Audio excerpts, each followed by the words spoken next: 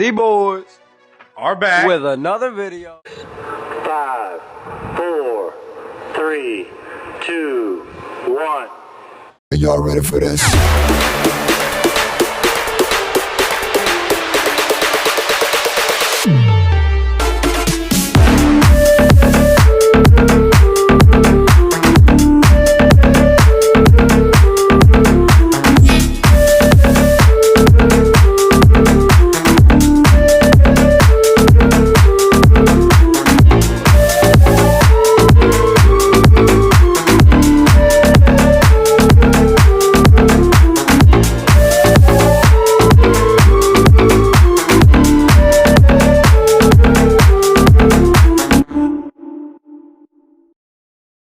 What's up, guys, and welcome back to Ballin with the Boys podcast. I'm your boy Chris, and y'all already know that's your boy Justin, and that's him up there as well.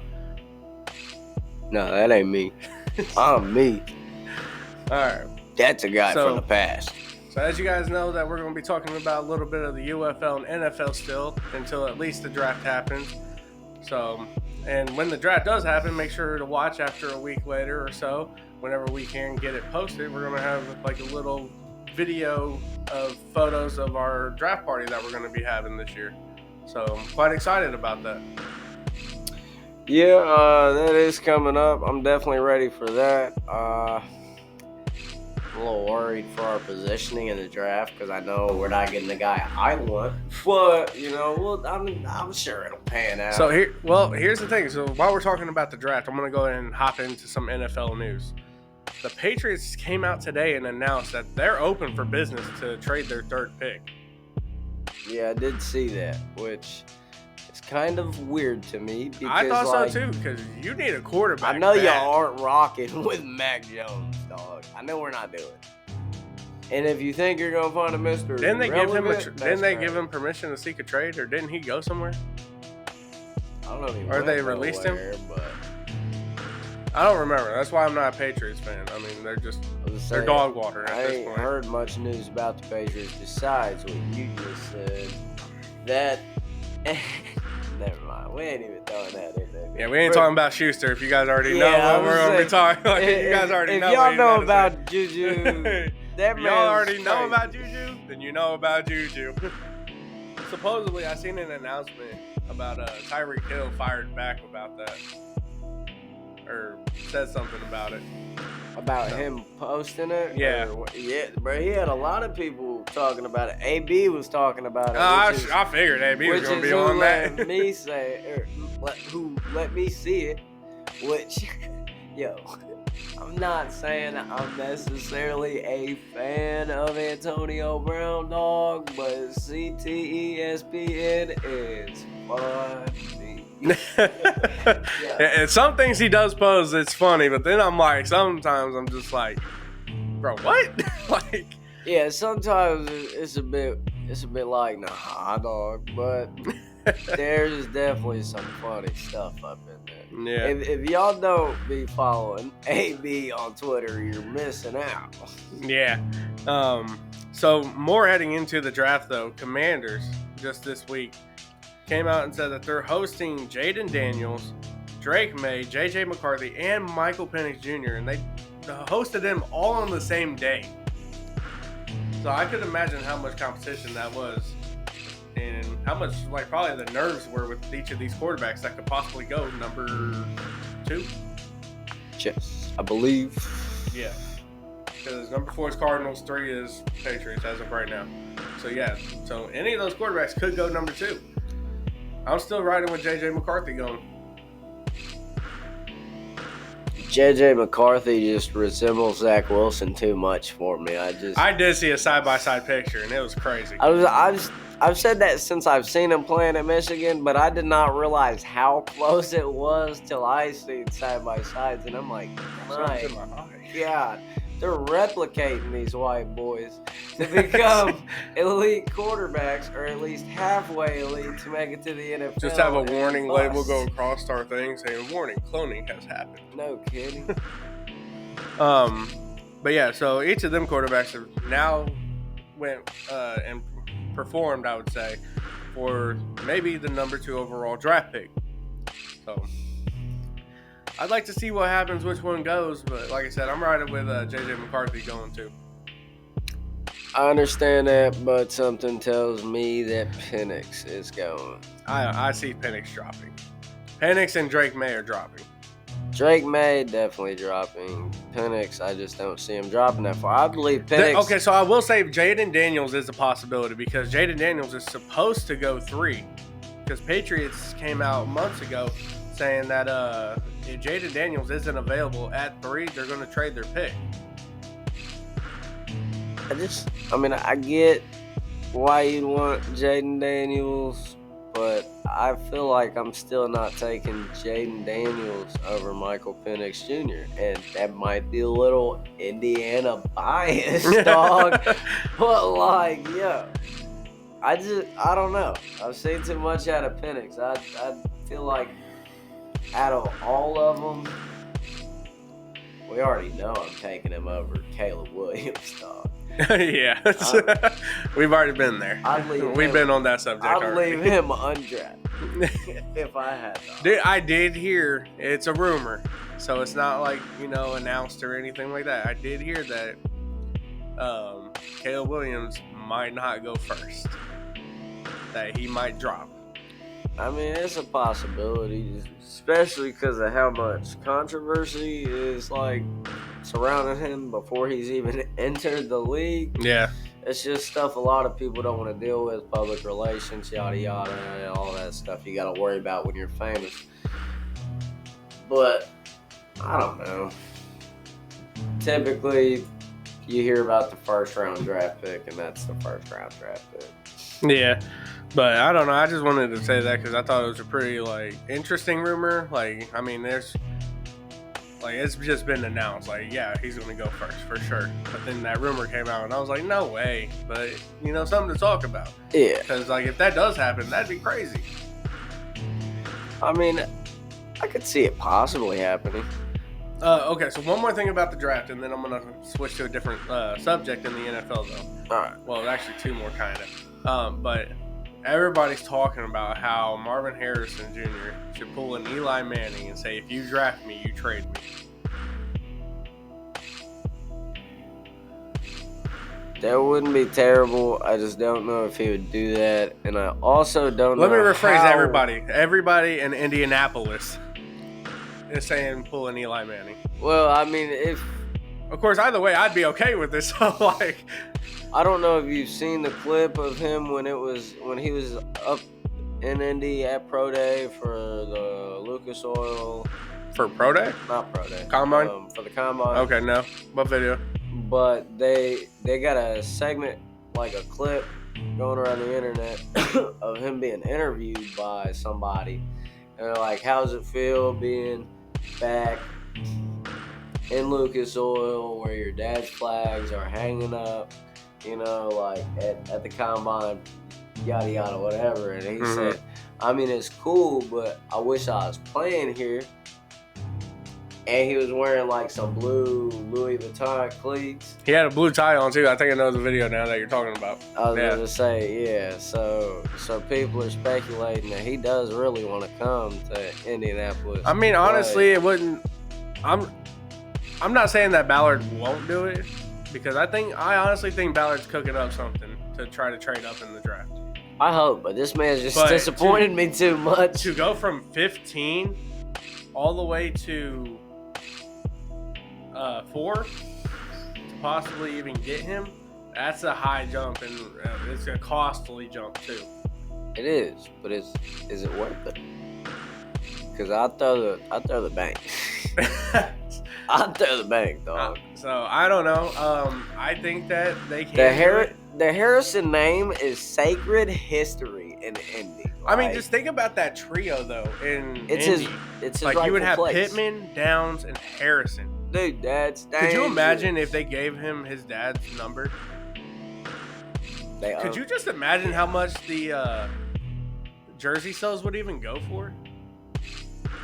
That man wouldn't even need a contract. Just put the name on the jersey, and his endorsements would make him rich. I'm pretty sure he's already got NIL deals and endorsements that are fueling his pockets right now. Just on jersey sales, he would become rich. You gotta split those with the NFL, I'm pretty sure. That goes towards every team's cap hit at the end of every year. Jersey sales, ticket sales, a lot of other sales. I don't know. The NFL be raking the pocket. Yeah, and speaking of which, something that Richie brought up, he sent to me in I think it was a group text that we're all in, talking about the taxes. I was reading a little bit about it. I didn't read much of it, but talking about how like taxes are kind of different in the NFL. Fill me in, bro, because I did not get to that yet. Well, mainly it's just talked about how, you know, how our athletes, they have like a jock tax, it's called, and they're just taxed different because every state you didn't do their like taxes different. Like how in Florida, I think their taxes are completely different because, or they don't have a certain kind of tax. I can't remember, but that's mainly what it was just about. So, but I'm gonna jump as we're talking about wide receivers. Or did you have something else? No, as we're talking about wide receivers, I wanted to talk about somebody that also jumps back to the draft. Cortland Sutton didn't report to voluntary workouts, which is fine. It's only voluntary, but he is still seeking a new contract. Yeah. So first of all, you already got rid of Jerry Jeudy. He went to the Browns. Second, this is your other top wide receiver. You don't get this man a contract and a quarterback, you're going to have problems. And Sean Payton's going to be in deep trouble. If I didn't trade him away, I got him. I can't remember if I did trade him away. Sutton or Jeudy? Sutton. Oh, okay. I was going to say, Judy's already gone. But if I still got him, re-sign the man and get him a quarterback. Well, that's what I'm saying is like fantasy managers too. Like this is hurting them as well because they don't have a quarterback as of right now. Yeah, I mean, obviously all the receiving corps just doesn't perform well whenever you don't have a consistent quarterback. Right. Look at Bryce Young. I'm surprised the Broncos didn't try to go after Fields after what they let Fields go for. I feel like I would have, but it seems like everybody else is just so turned off on Justin Fields in the league. He's getting the Cam Newton treatment. He's about to be the next one to make a podcast. What is it, like Cam Newton's is called 4th and 1? I have no idea. I think that's what it's called. I'm not too sure. But, yeah. So, Broncos need to probably worry about, hey, let's get a good quarterback and then get Cortland Sutton a contract. Because I believe Tim Patrick comes back this season, too, because didn't he get hurt again? I believe so, yeah. And they got that rookie wide receiver who started to pop off on... Last name Mims? Yeah, Denzel Mims Jr., I think. Okay. I could be wrong about that, possibly. I thought it was Marvin Mims. Marvin Mims sounds better. I think he's on to something. I just created Denzel up. Anyway. Yeah, no, he was really good on the deep balls. He was almost like our Josh Downs for Indy, pretty much. Only he was hit or miss. So however, they get that under control. Be better. Yeah. So Broncos just need to worry about a quarterback in the draft right now and then go into a contract signing. Because you let Sutton go, then I don't know what your quarterback would be doing after you sign him. So handing it off. To who? Javonte Williams, baby. Who got hurt? Amen. So I'm gonna go down next two. Subjects is gonna be about wide receivers still. First one, Devontae Smith gets a 3-year extension of $75 million, $51 guaranteed. Hollywood Brown's hurting. Who? AJ Brown, my bad. Wrong Brown. Hollywood's in Kansas City. Wrong Brown. That dude. Yeah, I was thinking that same thing when I seen that. I was like, I wonder how AJ Brown really feels about that contract. Yeah, I mean, he might not be terribly salty, but I got a feeling. Yeah. Also, there's really probably just some hurt in there. on how Jalen Hurts does this season, because if he's going to come out there and suck like he did last year, so we probably ain't mad. In one of my fantasy leagues, we've already opened trading, and one guy put Joe Burrow on the trade block. That's crazy. Go get him. Oh yeah. So, but hear me out. Hang on. He's already got traded. So, crazy. one guy asked, "What do you want? What do you want for Burrow?" He sends the trade offer. It was Burrow for Jalen Hurts in a second. That's insane. The other guy sends back Jalen Hurts and a fourth for Burrow. Oh, And this he got man accepted. Oh no. So, Oh no. Burrow went. So the guy got Jalen Hurts and a fourth. What's his? No, we're exposing him. What's this guy's name? The guy that got Burrow, or the guy that got Hurts in the fourth? The guy who traded away Burrow. His name is Josh. Josh.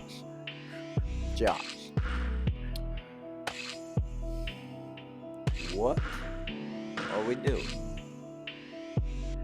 I don't know if you just hating on my man or what. Well, like, yo. But he got, so honestly, I was up in the air about it too, because I was like, here's the thing.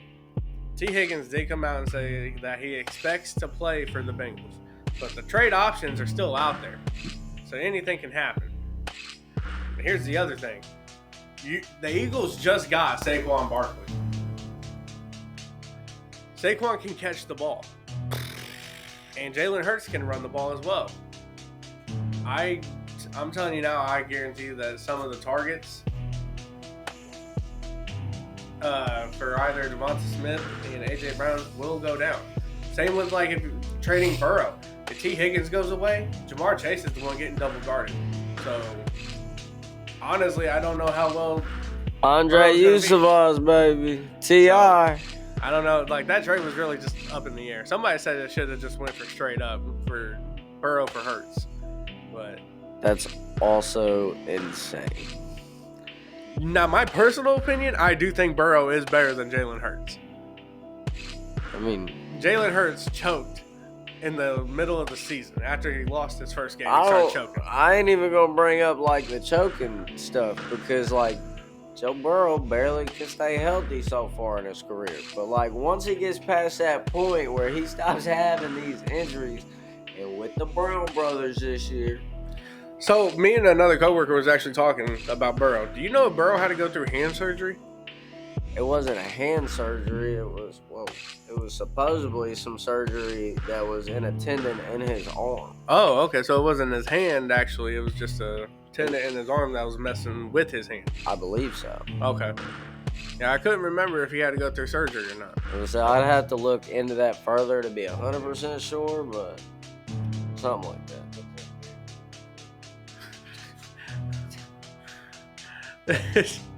Dang. Just hurt his feelings some more. But yeah, so I thought that was kind of weird. Next wide receiver I'm going to bring up. This guy thought he was a race car driver.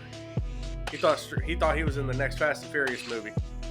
Yeah, that's right, Rashee Rice. And guess what? You just joined the list of our longest yard crew. But that's okay. We needed another receiver anyways.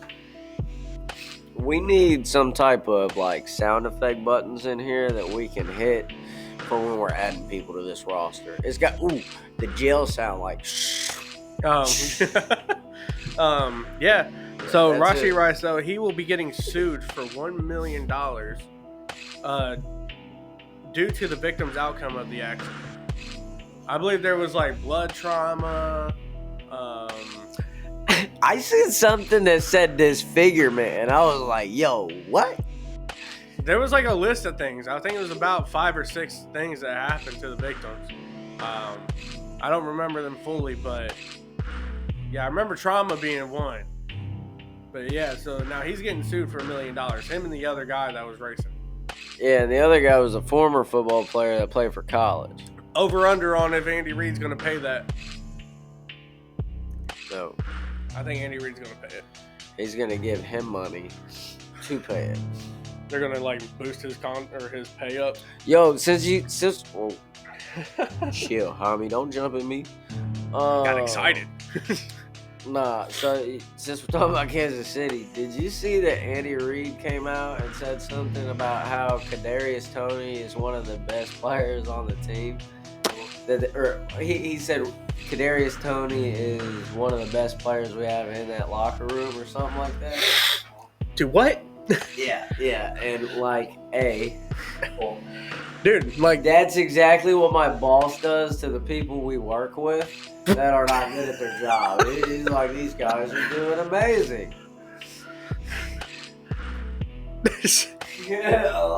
No, dude. You're protecting them. That's funny. Yeah, Andy Reid coming out and saying that, he had to have gotten paid to say that. Because I would have been straight honest. I'd be like, yeah, Kadarius Toney, yeah, I'm booting him as soon as I'm allowed to. I just feel like he didn't want to probably stir up anything. I would have stirred the whole pot. Which is fine. I would have made a whirlpool in that. But you're really about to call him one of the best in the locker rooms? Like, my God. Like, be honest, bro. Like, next time somebody asks him that, put a Bible, tell him to put his right hand on the Bible and swear to tell the whole truth and nothing but the truth. And then ask him about Kadarius Toney. No kidding. Put them on a lie detector test. That's funny. Next thing though is another signing, an extension actually. D-Buck, DeForest Buckner. Colts re-signed him to a 3-year contract. He is now the highest paid defensive tackle in the league. That's our guy. I think it was like 46. That's a steep price. Hey, D-Buck, I need 8 sacks a game. 8 sacks a game?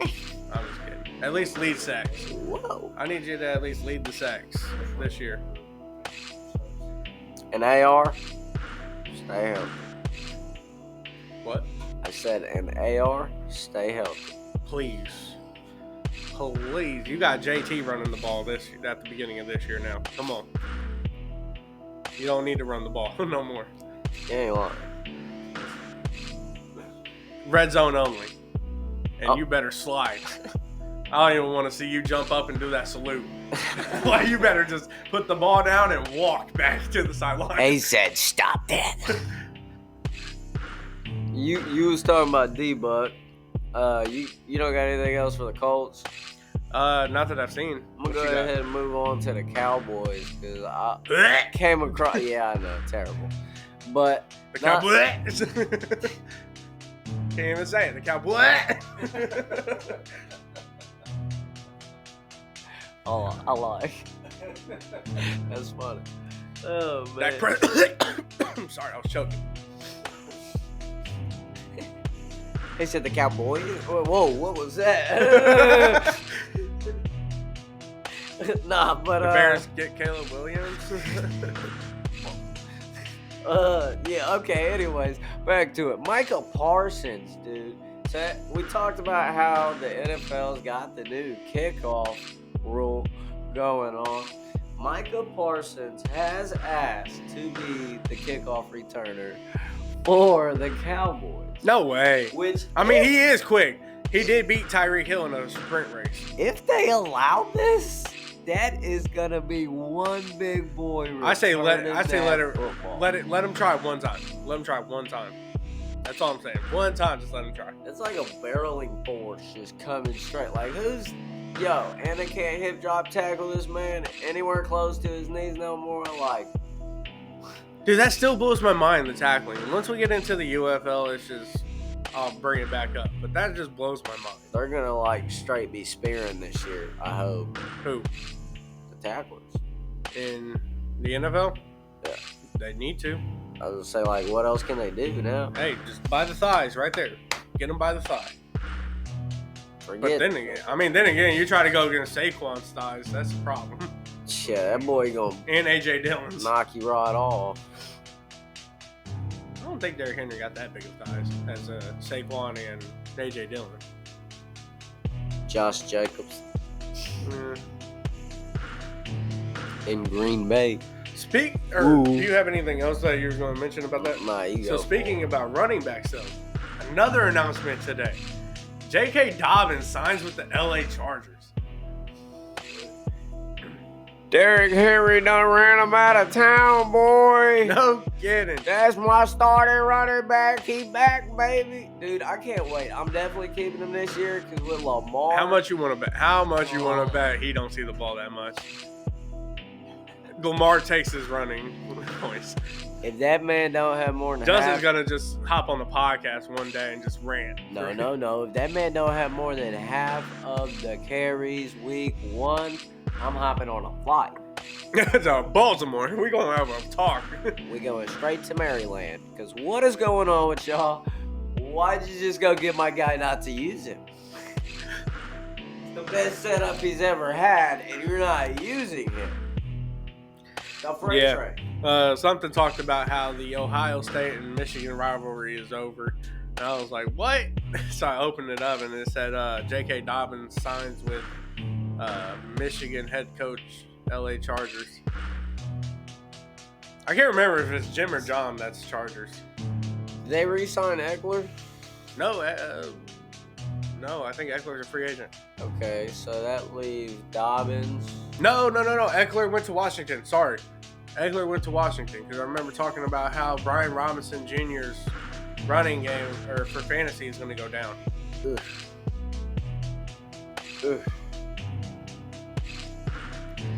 Because I think also the Chargers have Gus Edwards too.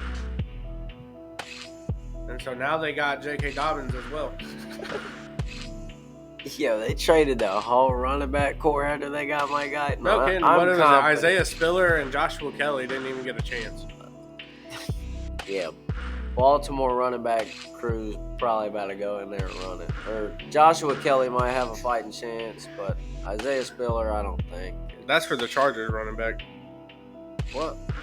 Joshua Kelly and Isaiah Spiller? Yeah. That's Chargers running back core. Didn't you say that Gus Edwards went to the Chargers? Yeah. I'm saying that the Ravens running back core is going there and probably going to run stuff. However, you're talking about like Justice Hill going over there too, and then their rookie? I mean, no, they're not going that far. They're definitely going to keep Keaton Mitchell. They'll probably keep Justice Hill. He's probably, I'd say, a better receiving back than Derrick Henry. But like, well, yeah, because Derrick Henry is the running back. You ain't lying. 3 touchdown passes in his career. All I'm saying is if it doesn't happen, I will be upset. A throw from Henry to Lamar Jackson. That'd be pretty cool, so he can receive it. Could you imagine if you had Lamar Jackson and Derrick Henry on your fantasy squad? That would be wild. It would.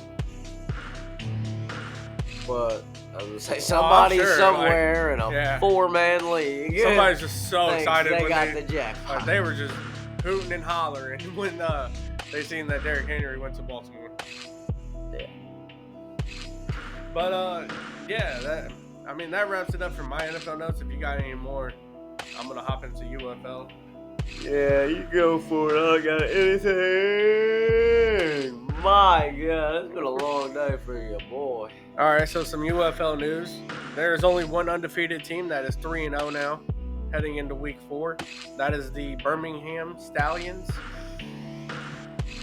And then there's...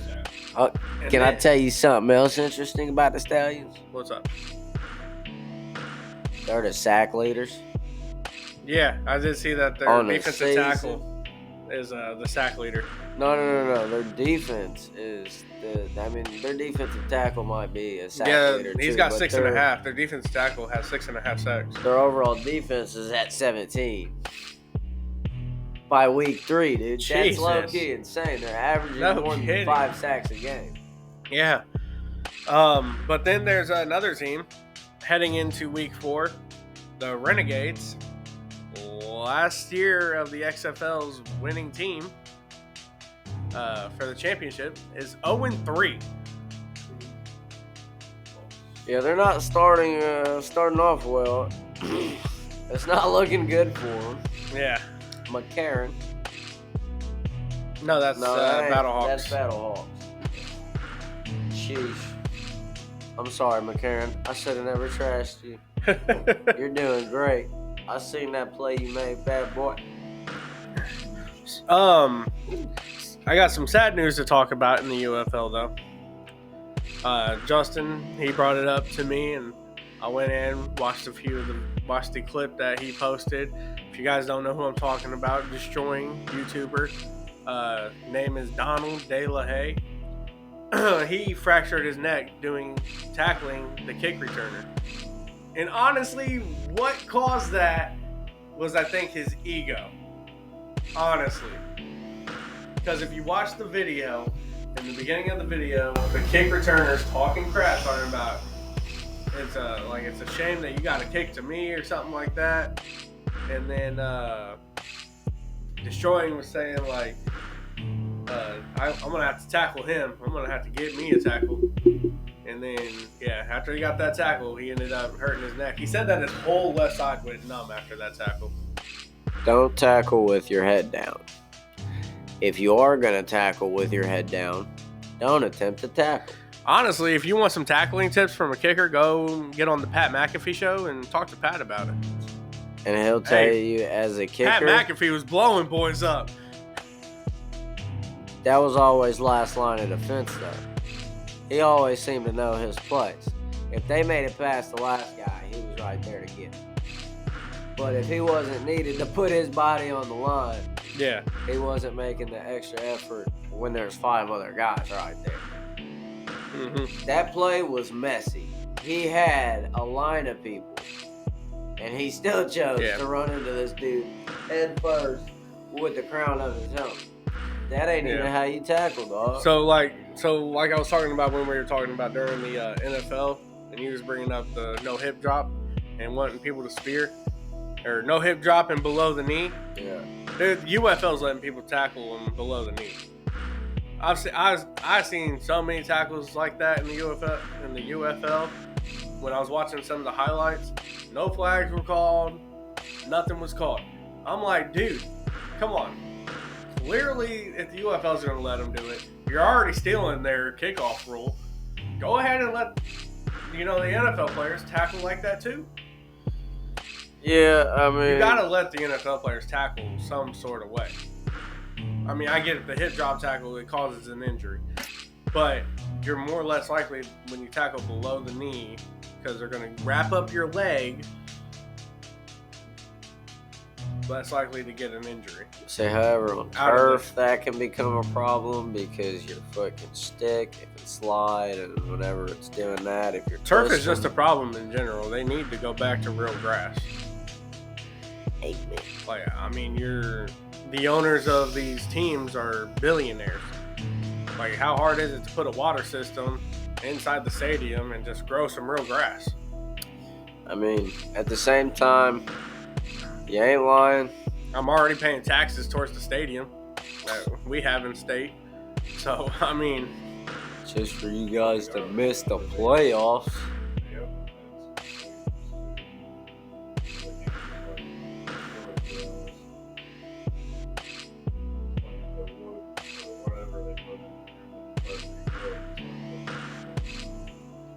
And playing dirt. Mud bowl, baby. Open the roof. I mean, baseball players playing dirt. Well, sand, but dirt don't hurt. Yeah.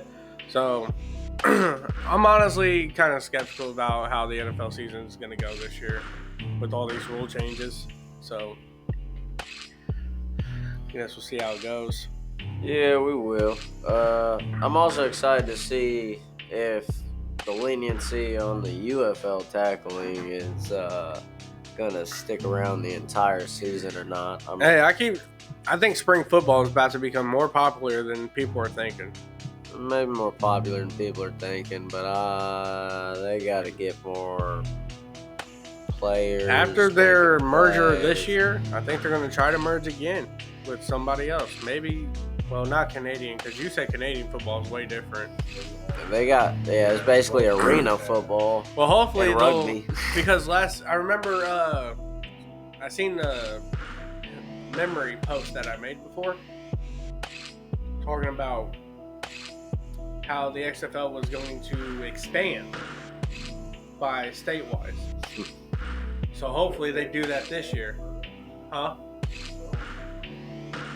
Yeah. So, state-wise, they're going to expand. But then they did this merger. So hopefully they expand after this season. And didn't last season they had 8 weeks of football? No, it was 10.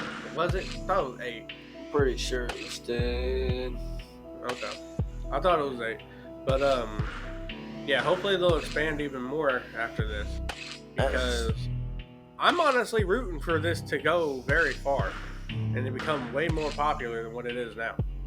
I mean, yeah, so far there's a lot more action going on in it that I've noticed. I mean, back in week 2, you was talking about your Brahmas a little bit with destroying getting hurt, but also back in week 2, one of their players got ejected for punching one of the other guys. I remember that.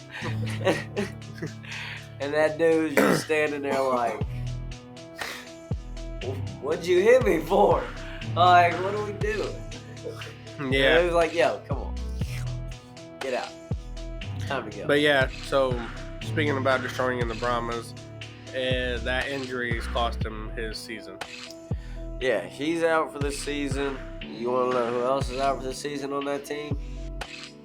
Chase Gabbers, your quarterback. I didn't know that. Who did start and then didn't. Huh. Yeah. Boys gone. Well, speaking of quarterbacks then, I remember you talking about which team was it that had the 2 quarterback system? Was it DC or was it Houston? No, that was DC Defenders, but they're not going with it anymore as far as I know. The Renegades are using the 2 quarterback system now. The Renegades got Luis Perez, yeah? Yeah.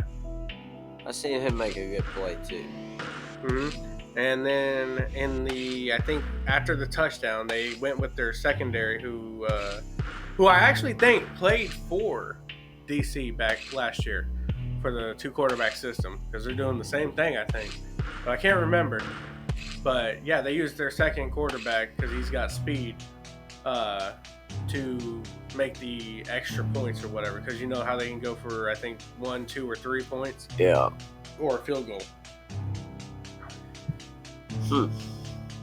I have not noticed that one. But they got one who's obviously the better actual thrower, and the one's because he can kind of throw, but he's fast. Yeah.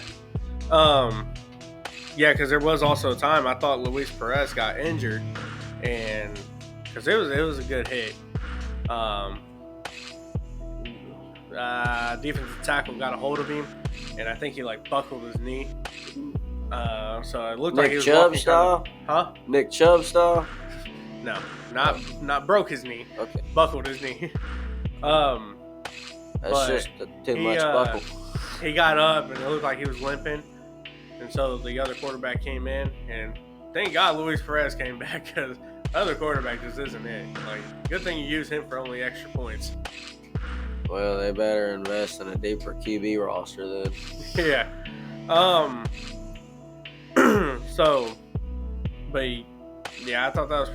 I thought that was pretty cool, because I was like, Justin just talked about that last week, talking about 2 quarterback system, and I got to witness it. Yeah, I'm glad you witnessed it. I'm gonna have to witness it next week. Yeah. So next thing I wanted to talk about though is, did you know that the UFL has helmet cameras? Excuse me? Yeah. They wear GoPros on their helmets. Since when? Where's the footage? On UFL.com. On UFL.com. Yeah, and you go. And oh, that's their version of mic'd up. Yeah, they have players wearing a camera on their helmet. I don't know if it's actually a GoPro. It might be in the helmet. So POV. Yeah. And it was pretty cool, honestly. If you're watching that wearing a VR, it feels pretty cool, I'd say. Get confused, think you actually got to start running. No kidding. You're actually down there on the ground, getting ready to block or hit somebody. We run through this drywall right here. We swear it's durable. Yeah. Yeah, I thought that was a pretty cool thing. Maybe the NFL is going to end up doing that. Seems like the NFL likes taking things from the UFL, so that's part of why they sponsor and got agreements with the UFL is so that NFL can test out their equipment and stuff already. What would be crazy is if the UFL got so popular and that kids or people out of college, instead of going to the NFL draft, started going to the UFL draft.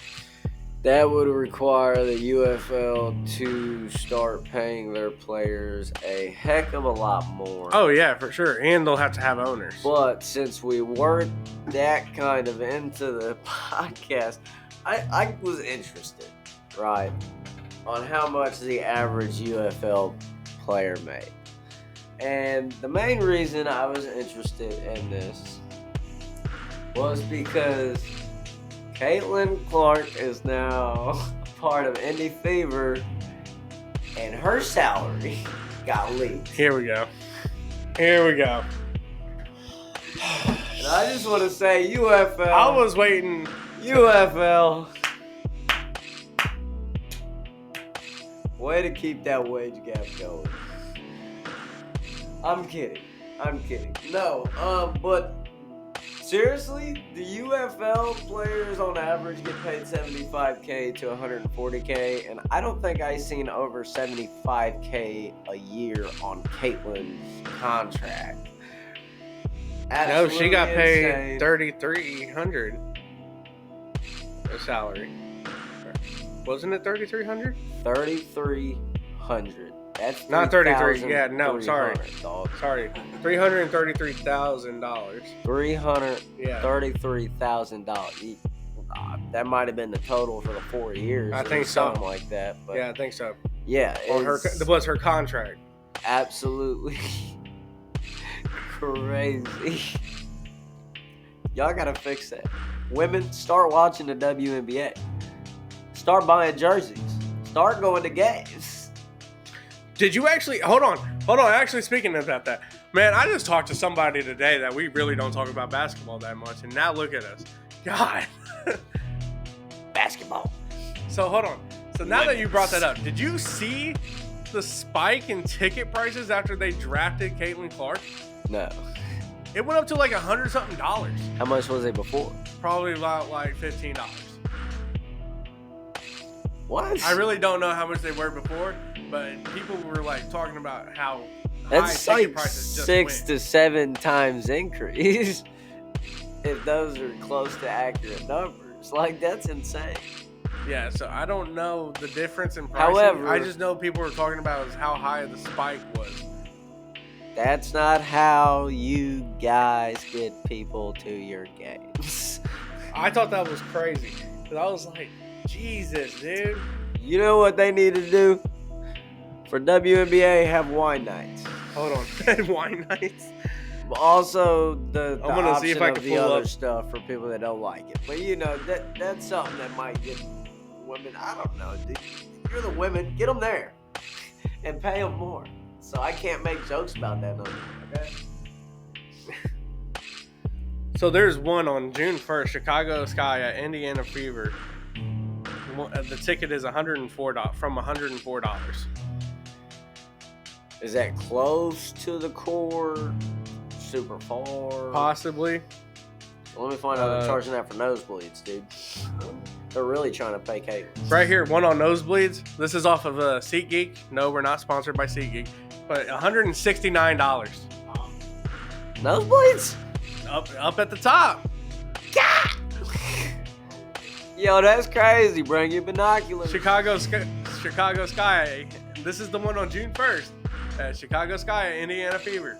In the corner, $124. Hold on. Go to the next game after that, because Chicago Sky just got Angel Reese, and I think she went number 2. So No. No? She didn't go number 2? No, I think she went number 7. Dang, she dropped. So Atlanta Dream, though, at Indiana Fever is $34 a ticket. 34? Yeah. Yeah, see, okay, so the Chicago Sky is definitely... So probably because that's a big rivalry game. Yeah. But yeah, they spiked those tickets. That's probably like what they're talking about for those games. They spiked them pretty high. That's crazy. You're not going to get people there for that. Except for probably a bunch of people coming from Chicago. There's one for that want a Indiana weekend Fever vacation. at Connecticut Sun from $111. Who they draft? I don't know. It's got to be one of the big 4 or 5 that you always heard about before they just came up out of college. All right. Anyways, back to the UFL. Spin the block. Let's go. Oh, yeah. Sorry, my notes are on my Hey, so phone. wait a minute. Yeah, we got notes for this. Hold on. Yeah. So, We're not spitballing here. Well, So, about WNBA. since we baby. were talking about quarterbacks before we hopped on to the WNBA, Case Cookus, man. When Case they were Cookus. playing the Brahmas, they gave them their first loss. Case Cookus, Destroying even said this. He's like, Case Cookus is cooking us. I said, no way. Justin said that too last week. He said he was cooking them. Oh, man. I can't even say great minds think alike on that one. This man tackles with his head down. But, Dang sure don't want to say honestly, dumb minds think alike. out of the quarterbacks in the UFL, the only one as of right now I could see, besides AJ McCarron, because he's just known from the NFL too. But Case Cookus could see a contract from the NFL. From what I was watching against the Brahma Bulls, the man's got great pocket vision. He's got great target vision.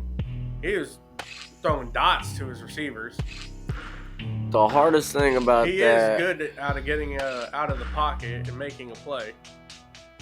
The hardest thing about that is that he doesn't have that experience in the NFL already that McCarron had, which already left an open door for him to go sign with a team. I just don't feel as if, especially for quarterbacks, the NFL is going to be pulling many people from that position. I think that they might eye running back, certain ones, and wide receivers, certain ones, maybe some tight ends if they find somebody special in there. Hakeem Butler. But Jontre Kirkland. matter of fact, I threw Hakeem Butler in there. I said McCarron had a good pass. I seen this man throw it. Okay, McCarron didn't have a good pass, actually. It was a dumb and radical pass. He threw it into 3-on-1 coverage, 30 yards. Jesus. And Hakeem Butler went up there and bodied it. Hakeem Butler's And really came tall. I down think with isn't he almost 7 foot or at 7 foot? I think he's over 6'5"-ish at least, I'd put him. But, no, I seen him do that, and that kind of like, okay, this man's out here mossing people. 3-on-1 coverage, you can't even double him. You got to do more than triple him. Quadruple him. See if that works. I guess not. Hakeem Butler's 6'5". He looks way taller than that on... Hey, what was that? He looks way taller than that on screen, I'll say that.